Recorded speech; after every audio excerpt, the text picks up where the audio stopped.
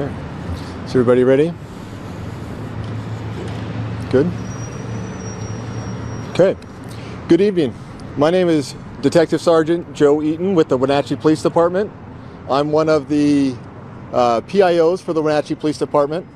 Tonight we're going to have Chelan County Sheriff's Office, Sheriff Mike Morrison, give you another update on the investigation. For the record, my name is Sergeant Joe Eaton, Joeeaton,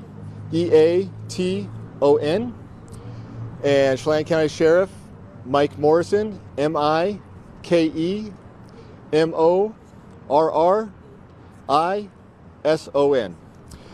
Tonight he'll deliver his updates, and then at the conclusion of his update, we'll have about 5 minutes for questions.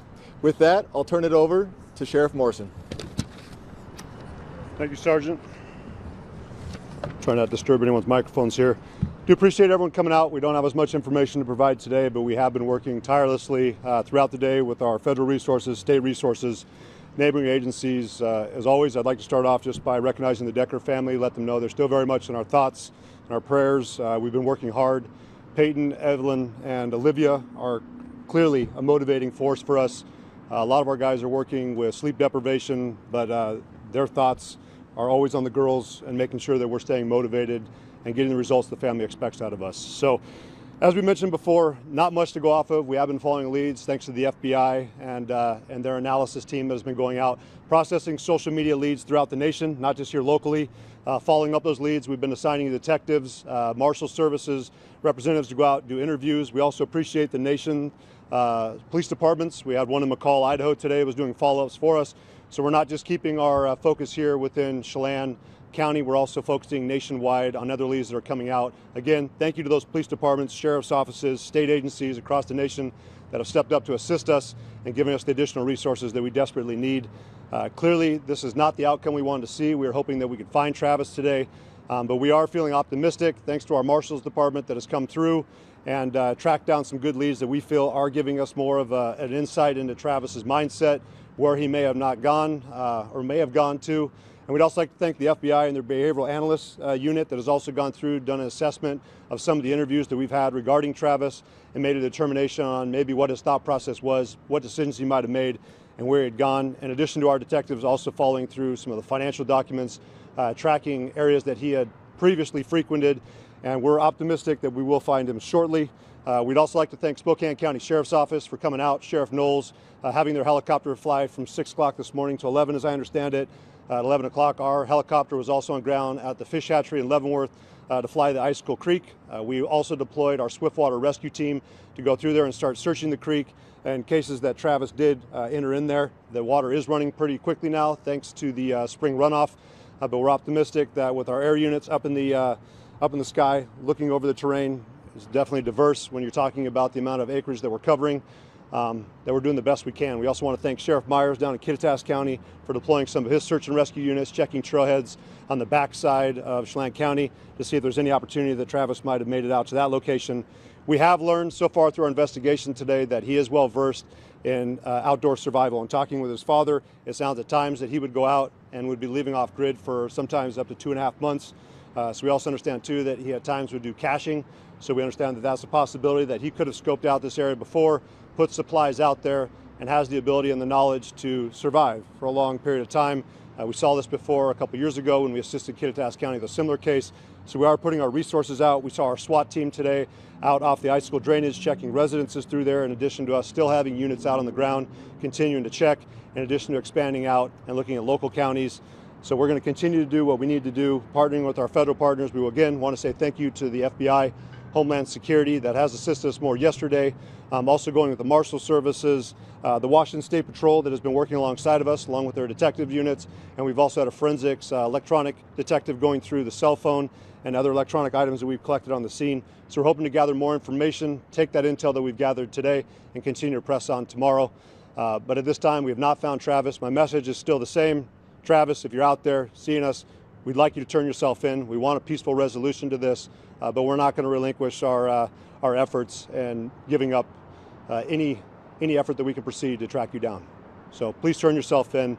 Let's wrap this up and do what's right for your kids. So any questions? Sir, are you any closer to establishing a motive? No, and I don't think there'd be any motive that'd be acceptable. I mean, clearly, it's not the decision of a sound mind, and these young girls were a victim. Was a body discovered in this area you're searching near Leavenworth today? They were discovered earlier this week. It was outside Leavenworth. You're more up ice cold drainage around milepost 18, around Rock Island Campground. And we do have a map that I think we've already shared online, but it is more of a rural campground. Was there, maybe it's unrelated to the case? Okay. No, there was another individual that was located today, not related to the case, and that was out towards the Big Y where US 2 and 97 connect, but not related to the case. Sheriff, you mentioned McCall, Idaho. There were reports of possible sightings, or maybe it was just the fact that the department received tips. Any credibility to some of that? I know you mentioned they did some investigating. What have you learned from that? I can tell you so far today we had a possible sighting on East Leavenworth Road. We checked that out. It was not Mr. Decker. We had another one out at milepost 83, US 2. And then, of course, we continue to hear information about other possible sightings from across the nation. As we understood, based off the information we got back, was that the sighting in McCall, Idaho was not our suspect, but we'll continue to work with our neighboring agencies, not only here in the state, but across the nation, to help us track down any leads we do get. What kind of head start do you think he had, knowing the truck was found Monday? When do you think he started to go out? Worst case scenario, we could see that he might have gotten a head start on Friday, so he would have had the whole weekend to be out there. But we're still tracking it down. We will have our autopsy results. It should be coming back tomorrow, and we'll get a better idea of what kind of time frame we're looking at. Is there any knowledge that you guys may have of him possibly making his way back to Wisconsin where he's from? We're not ruling anything out. So, I mean, we have been in touch with agencies, of course, across the nation, and just tracking down leads. We are aware of other connections he has. We've interviewed friends, co-workers. We're optimistic that we can track down his location. Sir, you left some stuff behind. Did you find in that truck any writing, any note, anything? Our detectives are still going through that process. I know that we worked with the Washington State Patrol Crime Lab yesterday, in addition to our detectives, process all that information. And today, as I was leaving our emergency operations center, we did have members of the Washington State Patrol that were processing some of the cell phones we located in the vehicle. What military training does he have that could be a factor in his ability to elude authorities? We do understand, and we're getting more confirmation that he might have possibly gone through mountain survival school, but we also know too that he's been an outdoorsman since he was a kid. Talking with a parent, it seemed like this was something that he was attracted to, liked doing in his free time.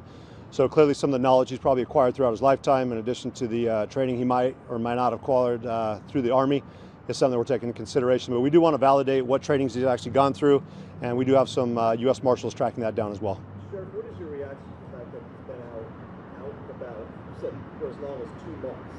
Does that give you room for pause that he is no stranger to being out and living off the grid for so long? Well, we're certainly an agency that learns from the past. I mean, we saw this before, I believe, around North Bend. I don't know how many years ago that was, where they had an individual who had been involved in a similar incident and then had dug himself a bunker out there. So we take that in consideration that he may be aware of our surroundings, has the ability to survive, and that's going to certainly make it more challenging, but we're up for that challenge. I mean, we recognize that 87% of our county is not accessible by road. We've been dealing with that over the last 125-year history of this agency, so we're no stranger to that.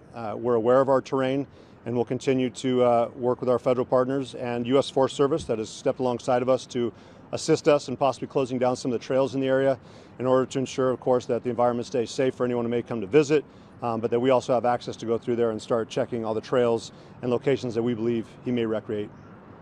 Sheriff, the longer this goes on, what concerns do you have about, you talk about the fight or flight mentality and when desperation kicks in. Obviously there's that survival skills element of it, but the longer it goes on, I mean, we've seen where things often go.